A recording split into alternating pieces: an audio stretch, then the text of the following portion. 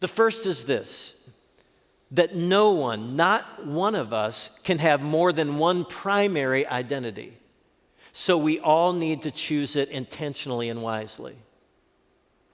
Over the course of my life, I have racked up a number of designations and identities and titles. I started out in this world as a son and a brother and a grandson. And I've been a cousin and a nephew and an uncle and a brother-in-law. I've been a student, a classmate, a teacher, a teammate, a player, a coach, a captain. I've been an applicant. I've been an employee, a graduate, a grad student.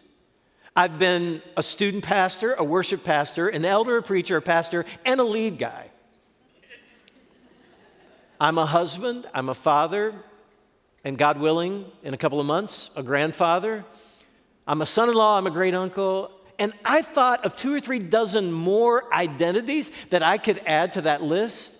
Like you, I am many things, but I and you can only have one core self, one primary identity.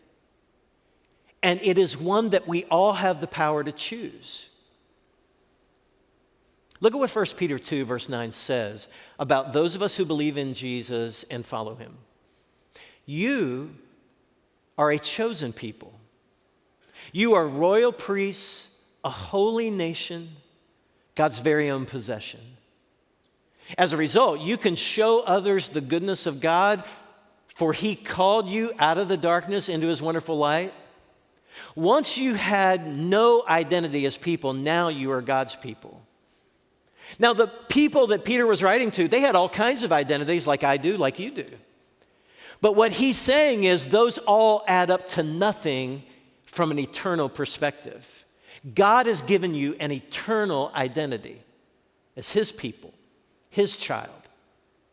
And there are several profound truths in that passage, but one of them is that if other people are not seeing and hearing the goodness of God from me and from you, then we have selected a lesser core identity. Even during election season, when there is a lot at stake in our decisions and when we know we disagree on some things, my identity, your identity does not, should not change. I might identify in some way with Democrats or Republicans or Libertarians, but that is not my core self.